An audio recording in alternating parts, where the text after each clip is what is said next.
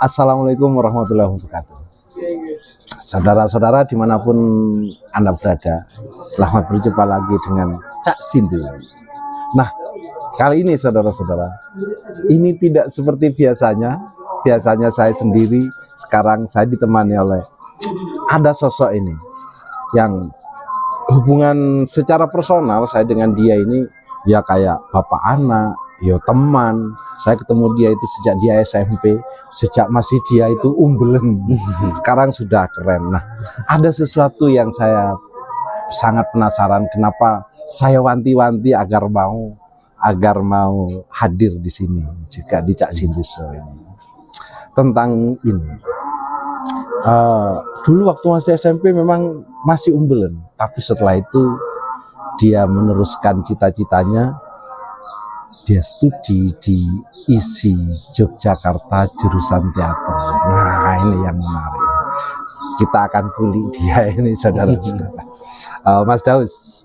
Ya, Assalamualaikum. Waalaikumsalam.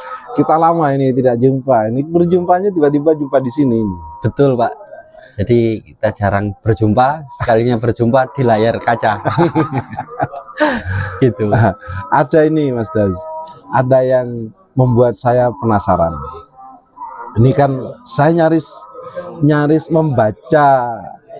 membaca lebih agak komplit tentang perjalanan Mas Daus ini. Nah, belakangan setelah Mas Daus menyelesaikan studinya, Mas Daus kan bahkan masih studi pun masih aktif menjadi pelaku di kesenian, khususnya di dunia peran, di dunia akting, di dunia teater. Nah, pasca menyelesaikan studinya pun Mas Daus seperti itu. Nah, ada satu yang membuat saya penasaran Mas Daus. Setelah Mas Daus perjalanannya menjadi pelaku yang setiap harinya berpikir kreatif, berpikir pentas, bahkan ngobrol itu rasanya kalau bukan ngomong tentang pementasan, tentang teater itu rasanya kayak nggak nyenyak tidur itu. Dulunya kan begitu. Yeah. Nah, perjalanannya setelah itu Mas Daus ini kan jadi pendidik sekarang. Jadi pendidik. Nah, dia ini pendidik di salah satu sekolah di Kota Malang di SMK 13. Menjadi pendidik guru seni budaya. Ini yang perlu kita ulik saudara-saudara. Kan gini. Memanage waktu mungkin sudah terbiasa bagi orang yang punya dua kegiatan memanage waktunya. Tapi memanage idealisme, memanage keinginan, bagaimana yang dialami Mas Daus ketika Mas Daus dua profesi ini. Nah, mungkin pertanyaannya ini Mas, nanti Mas Daus ini kira-kira profesinya lebih pada teatrawan atau pelaku teater yang mendidik atau pendidik yang pelaku teater. Iya. Enggak, tentang memanage itu Mas, begitu ada dua hal yang tidak kalah penting ini. Begitu Mas Daus sudah menjadi pendidik, secara otomatis Mas Daus mempunyai kewajiban yang lain, mempunyai cita-cita mulia membuat anak didiknya menjadi. Tapi mau tidak mau, teater ini kan jiwanya Mas Daus. Gimana yang dirasakan gitu? Apa bedanya dengan sebelum-sebelumnya? Silakan Mas Daus. Gini, terima kasih Pak Sindu. Sebelumnya saya memang dihadapkan sebuah kenyataan kala itu. Jadi perjalanan saya ketika setelah ibaratnya menjadi petualang di teater, petualang rahasia, dan diakhiri dan ya kebetulan akhirnya saya mengajar gitu ya, dan ini suatu hal yang mungkin tidak ada di rule gitu ya, atau tidak terekspektasi sebelumnya, memang begitu. Jadi ketika saya setelah lulus itu saya kebetulan waktu itu ada acara di Ancol Pak Sindu. Di Pantai Ancol. Nah, siang-siang ini sama teman, kan panas ya di sana, panas. Lah, disitulah kelengahan saya dimasuki oleh sosok sutradara.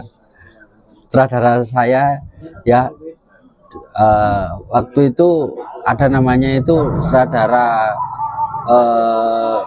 teater SMA gitu. Iya. Jadi selain Pak Sindu ini juga sutradara saya, terus ada sutradara saya tradisi, Iya. ada sutradara saya yang di dunia pendidikan gitu. Oh, kalau saya boleh menebak-nebak ini, namanya Pak Bayu Krisnamurti ya. Dia yang meracuni sampean, yang meracunimu ya, salah satunya ya. A1 itu, Pak. A1, Pak. Itu tidak bisa dipungkiri. Iya. Jadi karena Pak Bayu sendiri juga beliaunya memang basicnya atau apa namanya latar belakangnya memang pendidikan, Pak. Iya. Berbeda dengan saya gitu loh. Pak Bayu memang Betul. segojangannya memang RPP, silabus dan sebagainya. Tapi kalau saya nggak ada, Pak, di kampus itu kan. Jadi bermula dari saya memang diajak beliau, saya nyeting, Pak. Iya. Saya nyeting acara Duta Seni Pelajar. Itu tadi kebetulan acaranya di Ancol. Di situ di siang bolong, saya itu istirahat, Pak. Coffee break gitu kan. Tiba-tiba beliau datang, langsung celetuk itu ya, celetuk Pak Bayu. Sampai kapan awakmu kate kayak gini? Oke, iya. Menarik ini. Sampai kapan kamu akan menjadi seperti ini? Iya. Until until when you are like this terus. Until when you are ever ya gitu kan. Oh, gak ngerti Mas, gitu saya, Pak. Oke, iya. Saya gitu. Terus iki lho ono lowongan tapi ngajar. Iya. Ya apa? Awakmu gelem, ah? Ngajar. Ajar apa, Mas? Saya ini kan latar belakangnya memang murni, Pak. Gitu. Ya, akhirnya di situ saya nekat lah untuk mencoba menyodorkan lamaran, Pak. Ya itu awalnya memang sebagai apa ya? Sebagai ibaratnya juga sebagai variasi karena memang yang jenengan sampaikan tadi memang tidak ada yang salah itu, Pak. Saya memang ya sudah hidup ya kalau nggak baca naskah tentang setting panggung, tentang lighting, tentang properti seperti itu memang dunianya ya memang berkutat seputaran itu gitu. Tapi ini ada hal yang baru di situ yang sangat-sangat belum pernah saya pelajari. Itu saya tekati untuk saya lakukan. Oke. Jadi di situ saya ya sudahlah sebagai dengan pikiran saya kala itu, Pak, itu untuk sebagai variasi supaya saya ya sudahlah supaya tidak hanya membaca naskah, supaya tidak membuat properti saja seperti itu, tidak bermain teateran terus gitu, Pak. Nah akhirnya saya coba, kok dilala saya diterima, Pak. Saya diterima, awalnya memang coba-coba, awalnya diterima, akhirnya diterima, Pak. Diterima dan ya ternyata coba-cobanya itu sampai sekarang itu mulai 2018, Pak. Sekarang tahun 2025. Iya. Sudah saya ibaratnya sudah 7 tahun mencoba gitu, Pak. Ada ini, Mas. Ada hal yang menarik yang masih membuat saya penasaran. Kalau menurut pikiran saya itu ada pergolakan nanti pada saat Mas Daus memutuskan ketika oleh Pak Bayu sampai kapan akhirnya Mas Daus memutuskan untuk nyoba, ternyata diterima. Nah pada saat memutuskan ada nggak di pikiran Mas Daus, nek aku engko dadi pendidik ngajar ya apa teaterku, terusnya aku teateran terus aku sampai kapan? Ada nggak pada saat memutuskan itu, engko lah aku tetap fokus nang teater ya apa ngajarku, terusnya aku fokus ngajar ya apa teaterku? Sempat nggak ada pikiran seperti itu? Kala itu tidak ada, Pak. Kala itu tidak ada. Ya, tidak ada pikiran ke sana karena pikiran saya itu blended, Pak. Ya. Saya ketika saya mengajar saya bisa teateran. Ketika saya teateran saya bisa mengajar. Tidak ada hal yang harus dikalahkan atau yang harus mengalah. Kala itu. Tapi seiring berjalannya waktu, itu yang nggak bisa dipungkiri, Pak. Seiring berjalannya waktu yang memang memaksa kondisi saya bidang ini, di bidang ini saya harus fokus. Nah, disitulah saya sedikit demi sedikit itu seakan terkikis, Pak. Oke. Nah, Oke. cuman ketika saya di situ saya tidak menyadari kalau ibaratnya hal yang saya pelajari sebelumnya ini sedikit demi sedikit ini hilang, digantikan dengan hal baru ini. Ibaratnya naskah saya diganti dengan RPP, dengan perangkat ajar, lakon-lakon teater, garapan konsep, metode di dalam teater itu ibaratnya ditumpui dengan hal-hal silabus, dengan teori-teori pendidikan. Nah, pedagogik, hal-hal itu yang saya tidak serta-merta langsung merasa seperti itu, Pak. Tapi dengan kondisi yang seperti itu, otomatis saya harus menyesuaikan diri tanpa berpikir saya harus mengorbankan teater, karena saya tidak pernah berpikir harus mengorbankan waktu saya untuk berteater. Itu ketika saya berteater, ya saya harus siap gitu.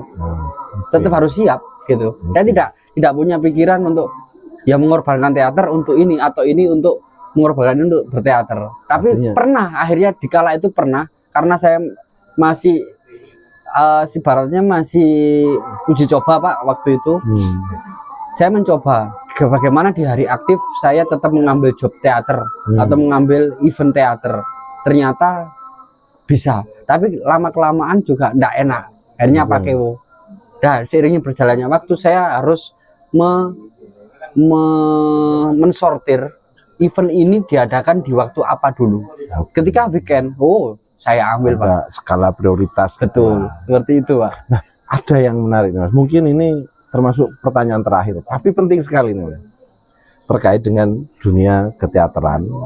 Kalau saya mungkin kurang cakep akan berbicara lebih jauh tentang pendidikan. Kalau Mas Daus kan sekarang selain pelaku teater, identitas sebagai pelaku teater masih melekat, dan juga ada satu yang melekat sebagai pendidik. Nah, ini ada pertanyaan gini terkait dengan kekinian yang sedang digaungkan di negara kita dalam sistem pendidikan tentang deep learning. Nah, gitu. Nah, teater kan ya begitu-begitu itu kan, Mas. Iya. Ngomong iki pementasan. Terus sebenarnya mau diapakan lagi teater ini kalau misalnya dikaitkan dengan deep learning? Ada enggak kayak gitu, Mas? Deep learning itu kan pembelajaran mendalam. Ya. Sebenarnya di teater itu sudah mendalam dulu, Pak. Oke. Secara pembelajaran ini bukan kita ngomong tentang wilayah teater atau pendidikan, tetapi di wilayah teater sendiri disiplin ilmunya itu kita sudah ngomong kedalaman sebelum mungkin Pak Menteri yang baru menerapkan ada salah satu teori pembelajaran deep learning gitu. Sedangkan di teater sendiri saya sudah mempelajari itu sejak saya kuliah sendiri, itu sudah ada tentang pendalaman mungkin sebuah naskah lakon atau apa. Bahkan ketika kebetulan gini, Pak, saya kemarin diklat, Pak. Jadi ketika saya diklat ini, diklatnya guru, Pak. Ya. Tapi gurunya itu guru seni teater. Jadi saya juga tidak jauh-jauh dari teater gitu loh. Istilah apa saja, mulai gitu. Tapi memang saya menyengaja itu, saya memilih karena ini tuntutan maksudnya bukan tuntutan sih, Pak. Ini pilihan. Ada seleksi, saya ikuti, kebetulan itu diklat, dan bidangnya itu kok ya teater gitu loh. Akhirnya di situ saya ibaratnya terbuka, Pak, dibuka gitu, dibukakan dengan model-model pembelajaran yang di situ pendekatan teater itu sebenarnya sudah ada di disiplin ilmu teater sendiri. Walaupun sekarang dengan bentuk kurikulum yang baru itu memang seolah-olah kita harus mempelajari hal yang di situ kita harus lebih pada sebuah kedalaman dalam mempelajari sebuah pembelajaran atau ilmu atau materi seperti itu, Pak. Itu yang membuat saya sebenarnya di teater pun itu sudah memang seperti ini gitu. Jadi bagaimana ibaratnya begini Pak. Kalau sekarang pembelajaran tentang misalnya apa namanya tentang matematika gitu. Iya. Bagaimana matematika itu bisa berfungsi dalam keseharian nantinya, atau rumus matematika itu sangat-sangat berguna tidak hanya di dalam pelajaran saja, tetapi dalam keseharian, di dalam masyarakat itu bisa apa namanya teraplikasikan. Ibaratnya kan seperti itu. Ketuntasan sebuah materi itu ketika mampu diaplikasikan atau lebih dalam atau lebih luas lagi diterapkan. Lah kalau di teater lah kita mempelajari sebuah karakter tokoh aja kita harus observasi Pak. Itu sudah dilakukan dulu di teater gitu. Kita observasi siang malam bagaimana dengan konflik ketika orang ini mendapatkan misalnya konflik eksternal, konflik internal. Nah kita sebagai ibaratnya sebagai aktor ini observasinya sejauh apa sih tentang karakter orang tersebut. Itu bagi saya sudah tentang kedalaman dari sebuah karakter itu masih satu karakter gitu Pak. Itu menurut saya seperti itu. Jadi ini nanti saya akan meminta semacam clue statement sama dia.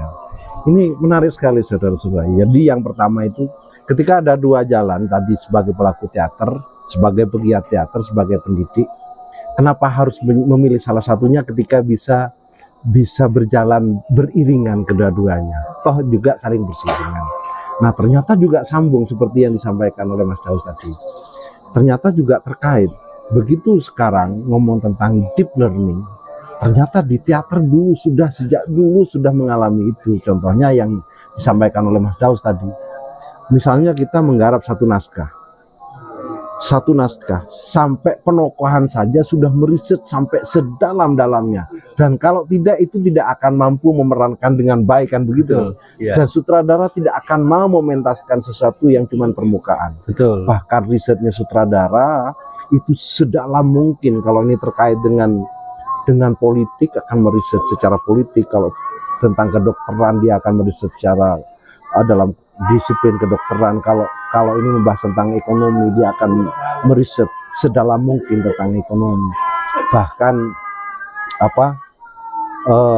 riset sekarang yang sekarang kan ya Mas Daus ya, sampai hadirnya dramaturg, sampai hadir dalam sebuah proses itu dihadirkan seorang dramaturg yang dia difungsikan menempatkan tentang keilmuannya, dia mengambil salah satu sudut pandang dari sisi keilmuannya. Ini perkembangan yang sekarang, maka ini sangat menarik sekali. Jadi untuk saudara-saudara yang di rumah misalnya mempunyai kegiatan yang lebih dari satu, kalau memang itu bisa beriringan, kenapa tidak? Tidak harus memilih salah satu, kan gitu Mas. Dan itu akan lebih dinamis. Itu saudara-saudara. Ini saya sebelum kita akhiri, hal yang menarik sebenarnya ini eman sekali mau diakhiri, tapi di sebelah sana kayaknya sudah memanggil-manggil. Gitu. Oh, Mas Daus ada semacam clue statement mungkin bagi teman-teman kita yang juga menghadapi hal yang sama dengan Mas Daus. Kalau di Malang itu banyak para pelaku seni itu juga pendidik, Mas. Nah, apa Mas Daus? Apa yang bisa dibagikan tentang singkat semacam itu? Kalau saya sih lebih pada ini Pak, dalam tanda kutip itu mengalir. Mengalir ya. Jadi dengan ibaratnya kita mengalir ketika saya di posisi sebagai guru, ya otomatis saya menyesuaikan diri bagaimana saya menjadi pendidik. Karena mau nggak mau di situ memang ada kode etik sendiri yang harus dijaga sebagai pendidik gitu. Tapi ketika saya di dunia seni, di dunia seni khususnya di teater sendiri, ya saya juga harus profesional. Bagaimana saya ibaratnya saya harus mempertanggungjawabkan apa yang saya lakukan gitu. Itu juga sudah disiplin ilmu lama ya. Di dalam teater kita harus bertanggung jawab apapun yang terjadi, apapun yang kita lakukan, ibaratnya di atas panggung gitu kan. Kita harus bertanggung jawab itu. Jadi mungkin kalau poinnya sih mengalir itu tadi Pak. Oke. Iya. Oke. Ibaratnya karena kalau mengalir kita bisa kemana-mana gitu. Oke. Gitu. Terima kasih loh atas kesempatannya, Mas Dayus. Mudah-mudahan di Sama-sama. lain kesempatan ada lagi. Ini Iya. saudara-saudara, ada satu kata penting dari dia, mengalir. Maka mengalir itu ke dalam perspektif lain, harus menghadapi setiap apapun yang kita hadapi dengan kesadaran penuh. Nah, ada satu hal ini yang saya simpulkan dari apa yang disampaikan Mas Dayus. Ketika ada banyak pilihan, keputusan, setiap keputusan itu selalu bersamaan dengan konsekuensi bahkan kompensasi. Ini yang harus kita sadari. Ini saya menerjemahkan mengalir dari Mas Dayus itu. Nah, baiklah saudara-saudara, terima kasih. Demikian perjumpaan kita pada kali ini. Assalamualaikum warahmatullahi wabarakatuh.